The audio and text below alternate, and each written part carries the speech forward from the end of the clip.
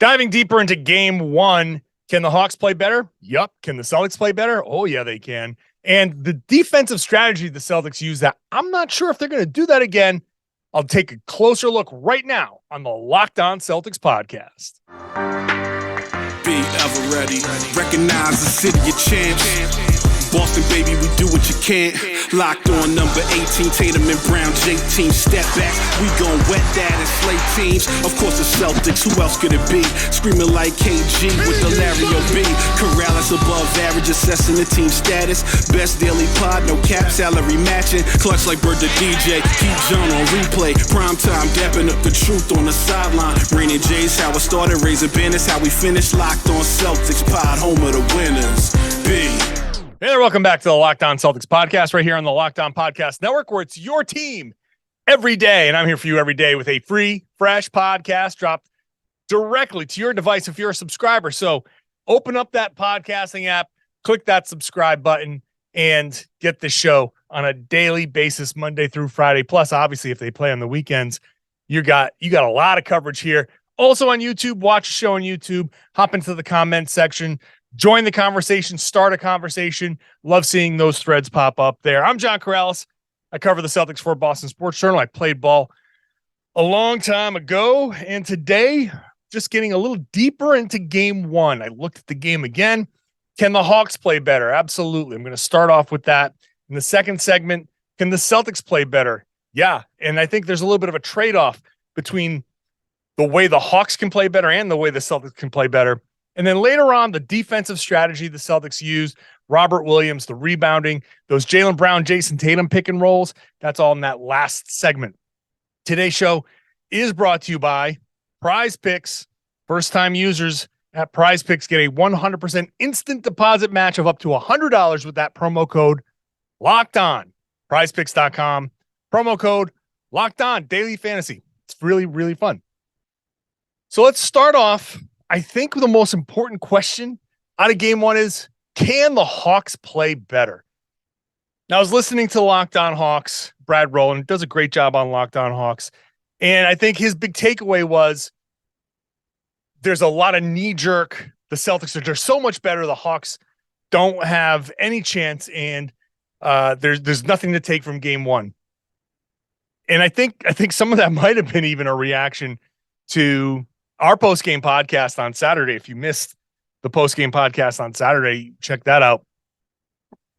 Tom Westerholm and I were extraordinarily dismissive of the Atlanta Hawks. My basic feeling was the Hawks had something to prove in game one. They came out as flat as possible.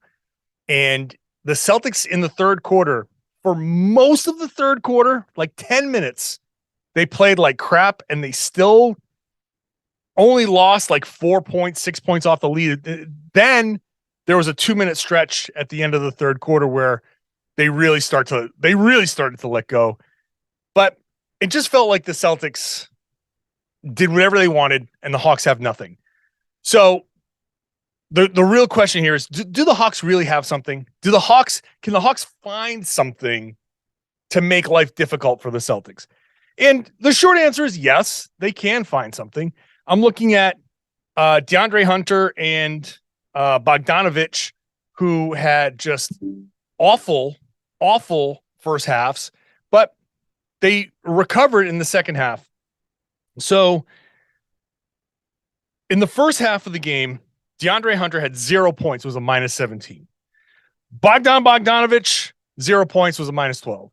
You cannot, absolutely not, have Hunter and Bogdanovic have a combined 0 points. That's not going to get the job done for Atlanta. In the second half, much better, right? Hunter had 11 points. Bogdanovic had 9. Hunter was a +8. Bogdanovic was a +15.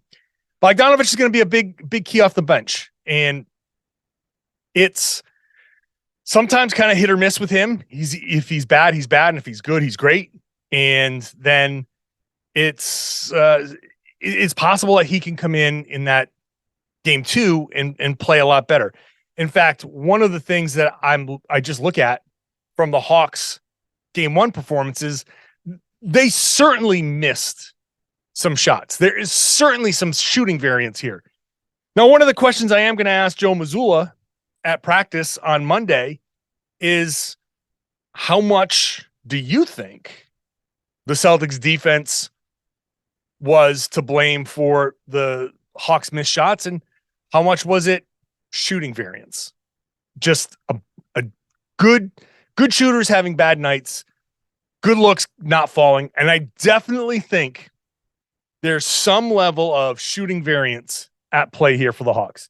They missed makeable shots. Now, every team's going to miss makeable shots, and you say, well, why did they miss makeable shots? And that's kind of the deeper question, the $1 million question. Some of it comes off of your defense. You're trying to stop the other team, and you can't, and you get frustrated, and that bleeds into your offense. You're off. You're tired. You're still thinking about Jaylen Brown torching you or Jayson Tatum torching you, and you come down and you rush a shot.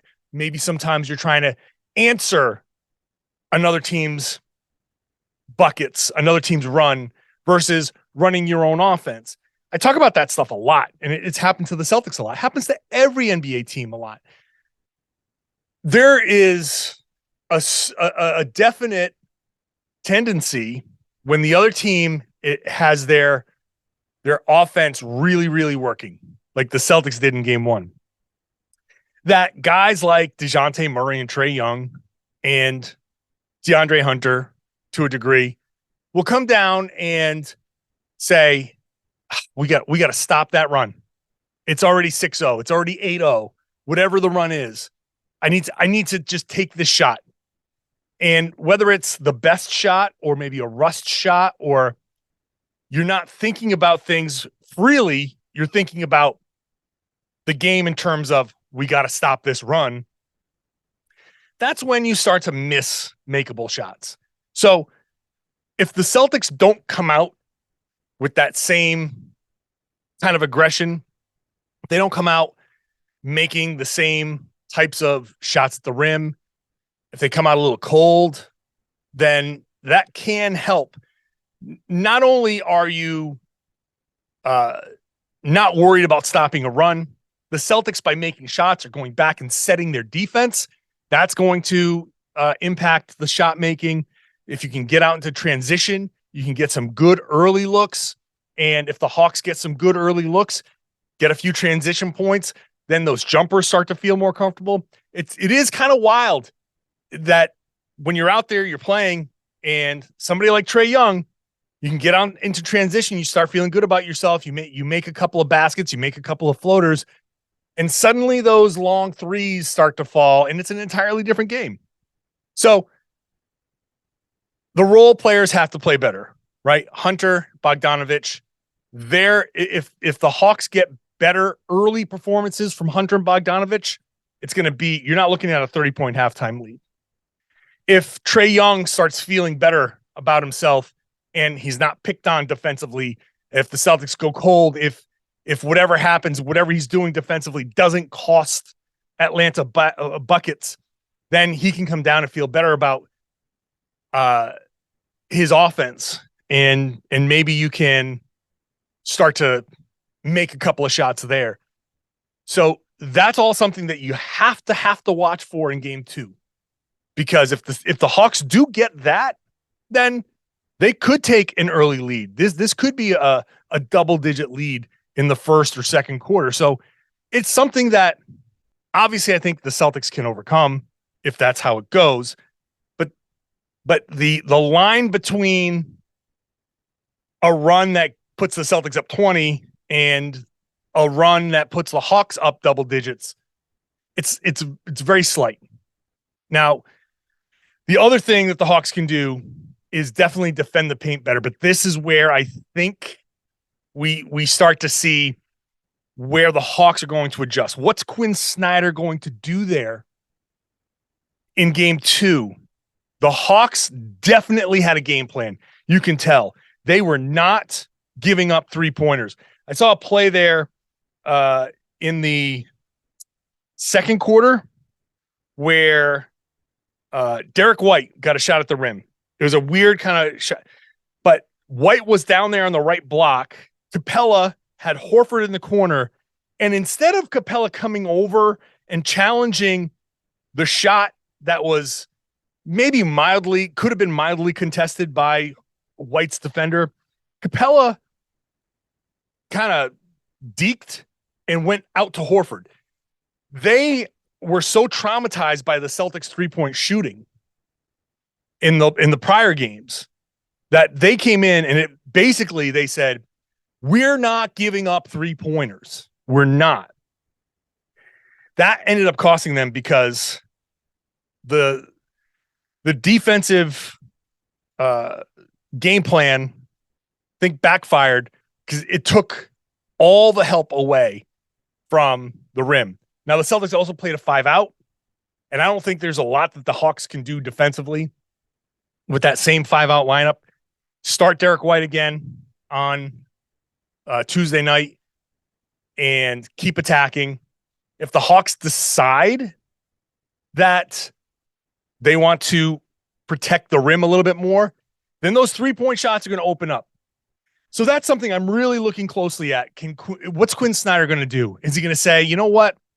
We're going to keep denying that 3-point shot, but let's just change some of the, we're going to send some help, but we're going to change our rotations behind that. If they can do that, maybe they can defend a little bit more effectively. It's all about giving themselves a chance to steal a game at the end. So those are the things I'm looking for. I don't know that the Hawks actually have an answer defensively. I still think if they decide that they want to protect the rim, then they're changing everything for game 2. It's a big adjustment, and the Celtics will just very gladly kick it out and take all the 3-pointers that they want. And I think that's something that the Hawks are going to overreact to, and it's just going to be a mess. If the Hawks, I'll say this, if the Hawks decide they want to take away the rim, then we're going to see kind of like the inverse of game 1, where maybe a little bit tighter in the first half, and then the second half is when it gets blown open. That's how I think. What can the Celtics do to play better? Can they play better? Absolutely, they can play better. I'll talk about that. I'll talk about their rim reads. I'll talk about their defense. That's all. Next, first, let's talk about PrizePicks. PrizePicks is daily fantasy done right. You know it's a good daily fantasy game when people are telling me, thanks for letting me know about PrizePicks, which they do. They have. It's a simple format. You're not playing against a bunch of people. You're not playing against experts. You're not playing against people who decide that they want to make a living out of this and have a bunch of computers that they're going to use to make this an unfair playing field. It's you. It's the projections. PrizePicks sets projections for basically every sport you can find. Whatever you want to watch, chances are you're not watching 80% of the sports that are available on PrizePicks. You pick 2 to 6 players. If they go more or less than the projection, you can win up to 25 times your money. Make your entries there. You can be done in 60 seconds or less. Super easy. Withdrawals are safe. They're really quick, and it's operational in over 30 states and Canada.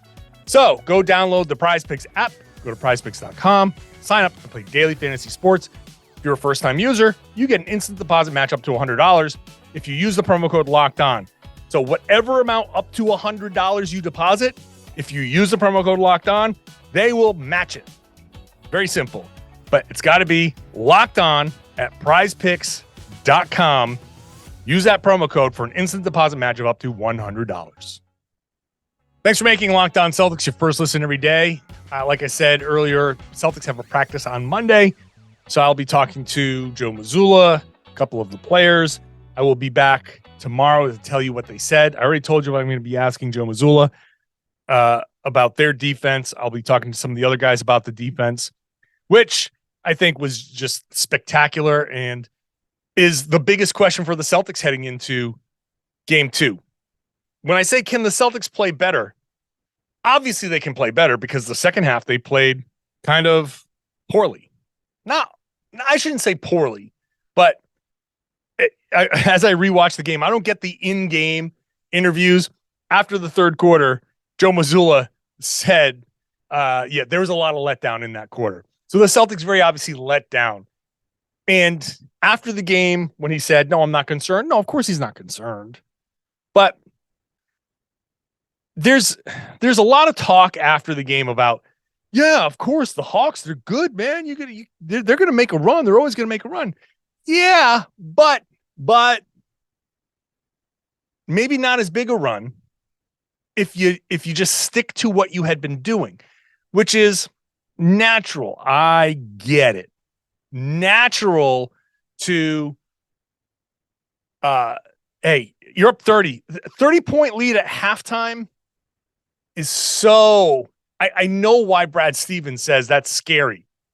Even though you'd rather be up 30 than the alternative, but as Tom Westerholm said, in the post-game podcast, maybe you wanted it to be a 10-point lead after 1 and 15 at halftime so they could come out and build it to 30 in the third quarter. And then if it dwindles when it's garbage time and it's a lot more Sam Hauser and Peyton Pritchard's in there and I ended up winning by 12, you feel okay about it. Okay, that's a little bit different. But you don't want the lulls to last as long. Yes, the Hawks are going to make a run. Their offense is really good. They do have talented players on that team. Don't help them make the run, is all I'm saying. Don't help them make the run. And I wrote down some of the things that you just watch. Dying on picks when they were fighting through things. You see quick shots. You see lazy turnovers. You see trying to do a little too much. Maybe you say, hey, we're up 30. I got the ball. I'm going to cook a little bit. I'm going to show out. It's Atlanta. So Jaylen Brown, hey, I got my family I know back home watching in Atlanta. Watch me do this. Oh, sorry, that's a turnover. Stuff like that. Not that it's a big deal, but when I say, can the Celtics play better? Top of the list, boom. Yeah, just don't play into their runs. Simple.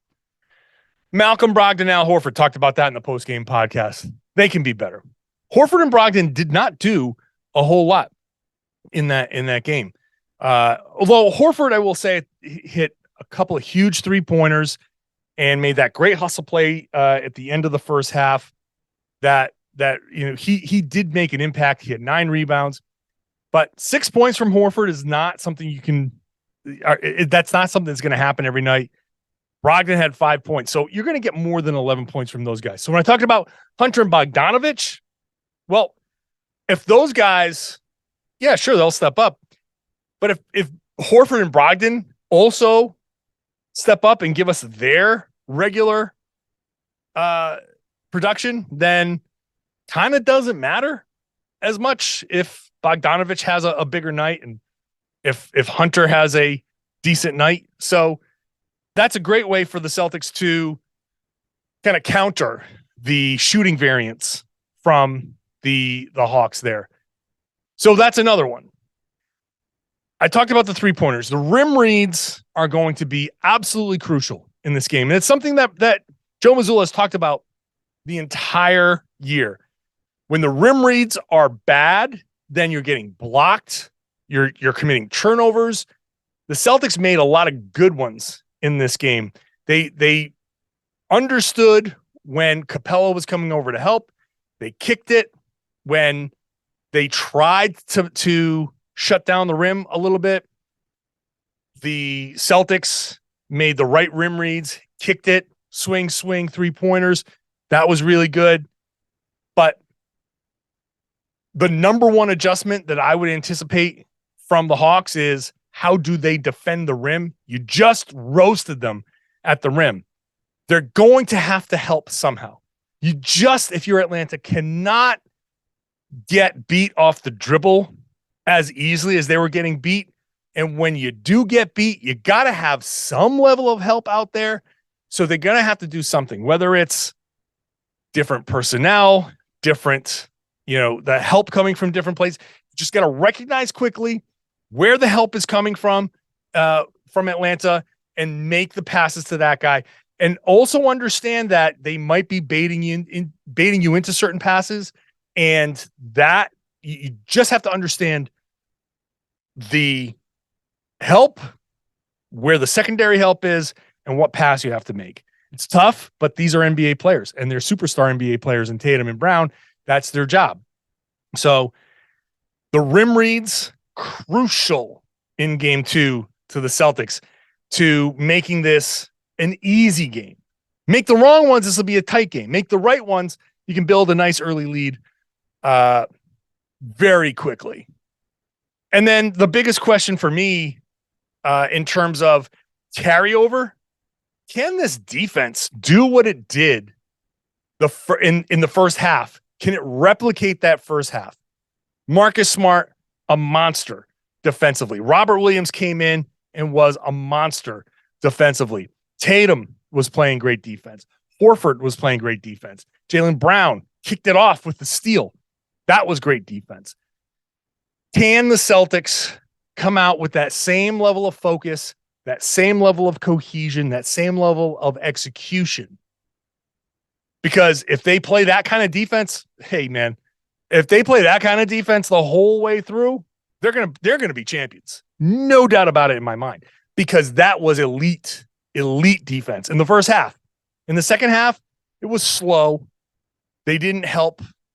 They kind of were rushed. The one thing I didn't see in the entire first half was biting on up fakes or flying past shooters with aggressive and reckless closeouts. And in the second half, all of a sudden, up fakes were working, aggressive, out of control closeouts. And once you do that, they're playing 5-on-4 for 2-3 seconds. And that's enough to end up leading to baskets. So can the Celtics keep that level of defensive discipline in game 2? Can Marcus Smart keep doing what he did in game 1? He seems to have come out of it pretty healthy. He didn't have one of his kind of slow, oh, my hip, oh, my ankle type of moments. So that's good. But if the defense can come out with that same intensity, they're going to be just fine. All right, other observations coming up next. Continuing with the defensive theme, the one defensive strategy the Celtics employed, I wonder if they're going to keep doing this. That is coming up next. First, are you looking for a delicious snack? Right about now, you're probably in your car, driving to work, or getting ready to go to work, maybe on your way to a class, whatever it is. Maybe your stomach's grumbling a little bit. Try a Built Bar. You probably should have had one in your backpack, your bag, your briefcase, your purse, whichever. These are healthy and they taste amazing. And when I say they're covered in 100% real dark chocolate, yet their macros are 130 calories, 4 grams of sugar, and 17 grams of protein, that's amazing. I don't know how they come up with these flavors like churro and peanut butter brownie and cookies and cream, but still maintain those macros. Makes it a great snack, like I just said. Maybe you want to have a meal replacement, breakfast, where this and a banana and a glass of water gets you everything you need to start your day as far as protein and vitamins and the right types of things in your body to get you going without relying on processed, caffeine, too much, all that stuff. Built.com has the full array of Built Bars, Built Puffs. Stock up over there. But you can also go into Walmart and head into their pharmacy section and get a 4-bar box.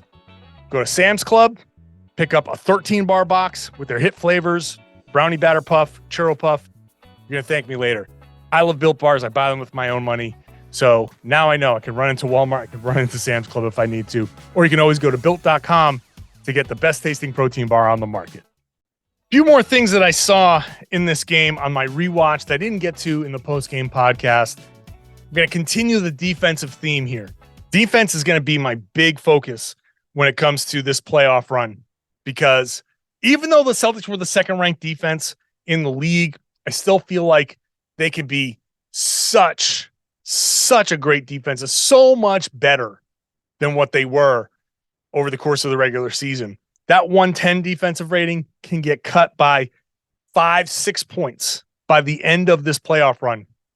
I think naturally, because it's the playoffs and more physicality is going to be allowed and all of that stuff, I think the entire league, the best defenses in the playoffs, will naturally have defensive ratings that are probably 3-4 points lower than the regular season.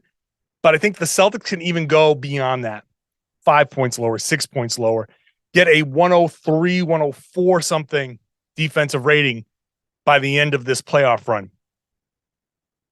They played a lot of drop coverage early on. I felt like the Celtics were switching 1 through 3 and playing drop with their bigs and daring DeJounte Murray, daring Trae Young to hit the tough twos, hit those mid-range shots.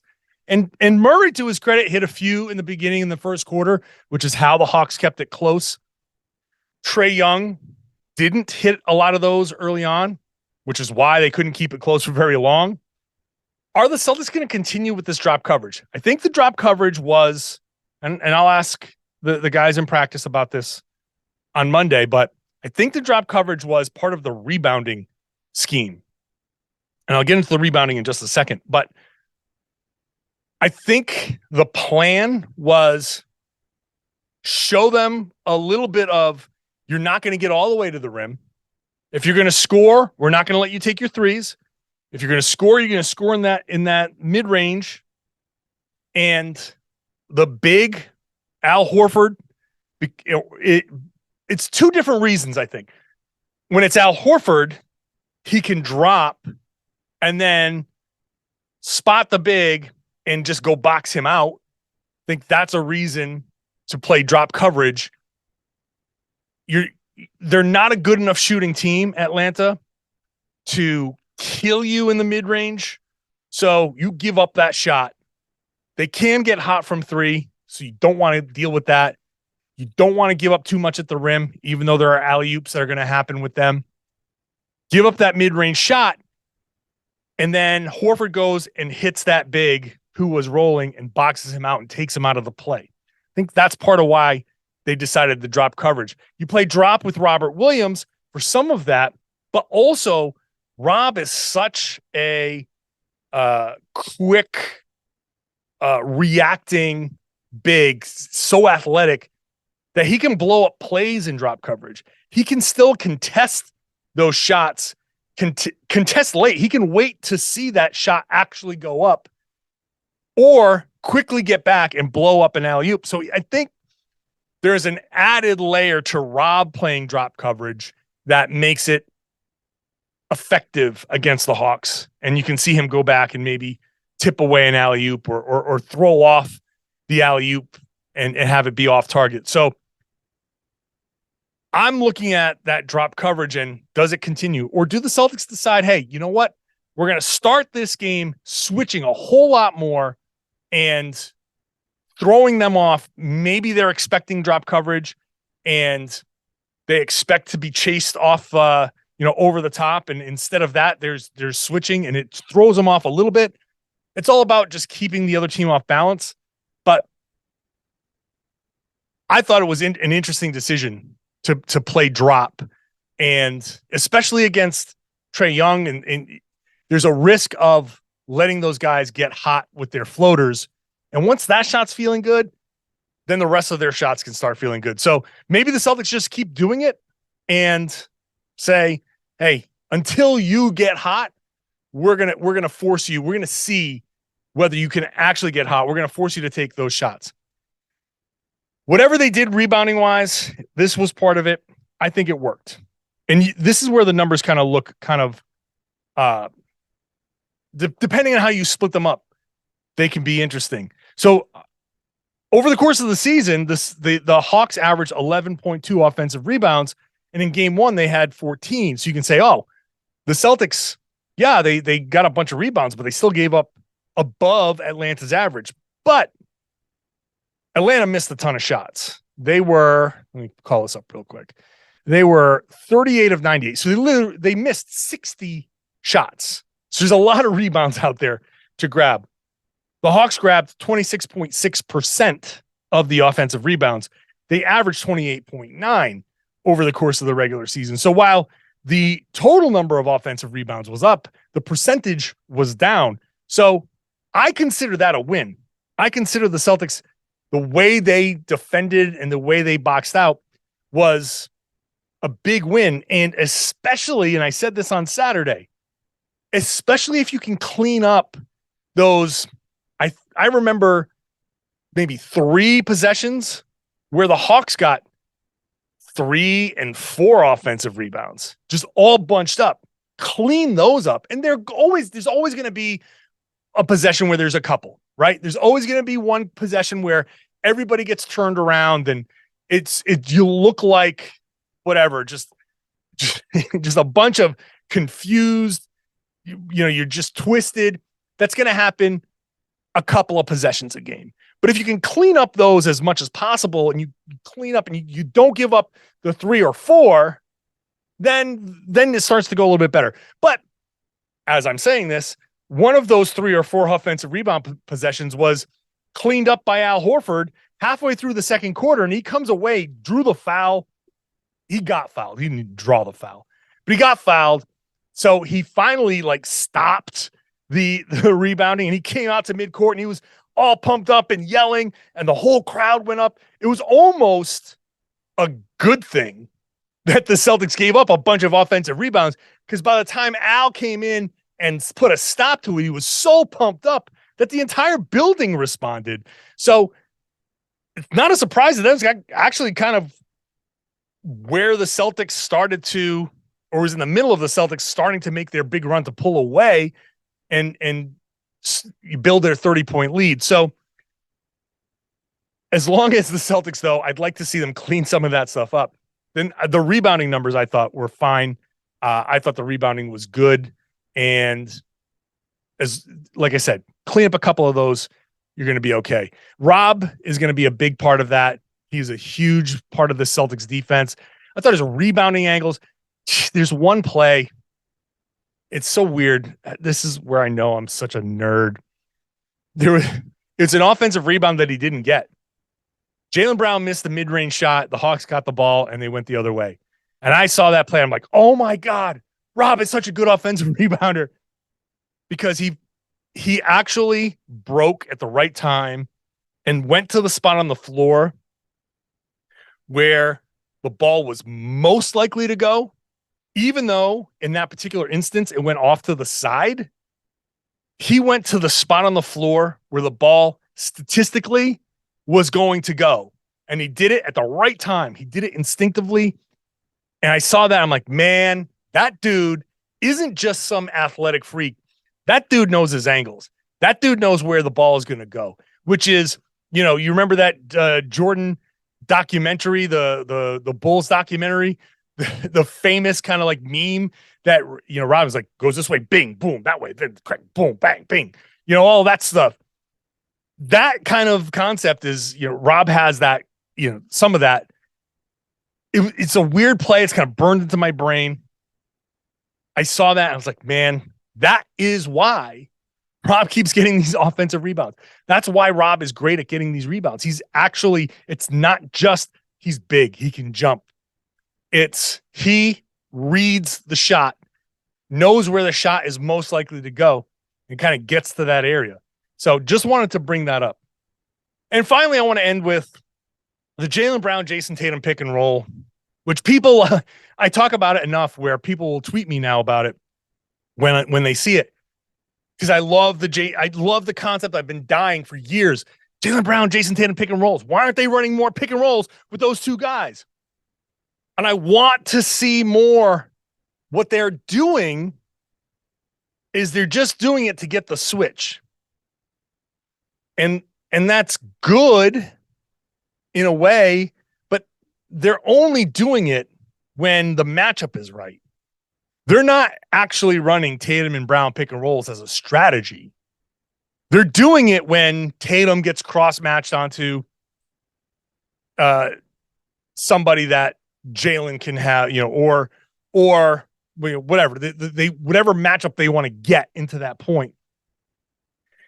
And I just want those guys to actually, regardless of the matchup, I want to see them run more pick and roll together. I want to see Tatum and Brown. I want to see Tatum as the screener, Jaylen as the ball handler, and let's run some pick and roll and see what the defense does. Because I think, okay, so you just can say, oh, well, they'll just switch. Okay. But then you have Tatum reading the switch and slipping. And now Tatum's getting to the middle of the paint. And that either is going to result in a dunk, or it's going to say a bunch of people are going to be like, oh, crap, Jayson Tatum has the ball in the paint, and big sucking in all the defenders and pick a shooter. I just want to see that more as a strategy. I want to see that more as something that they go to, not just because, oh, there's a matchup here that we want to get. I want to see more. That's all I'm saying. More Jaylen Brown, Jayson Tatum pick and roll as a strategy, as part of the offense. All right. Celtics practice on Monday. I'm sure there will be plenty of interesting things coming out of that. And whatever that is, I will talk about it Monday. Then obviously Tuesday is the game, post-game Tuesday podcast. And then on Wednesday, Howard Beck joins the show to talk about games 1 and 2. So Howard Beck is going to be helping us out in the Locked On Podcast Network for a little bit. And he joins Locked On Celtics. I will be recording on Wednesday. That'll be released for the Thursday show. So that's a little bit of the schedule coming out this week. So make sure you're subscribed wherever you get your podcasts. Watch the show on YouTube. Hop into that comment section. Join the conversation. Start a conversation. Get into those replies. And let us know what you think about the podcast, about what I'm saying. Agree with me, disagree with me, whatever. I'd love to see it. And if you are a subscriber, I'd love it if you shared the podcast and you spread the word and told everybody they should be listening to and watching the Locked On Celtics podcast right here on the Locked On Podcast Network, your team every day.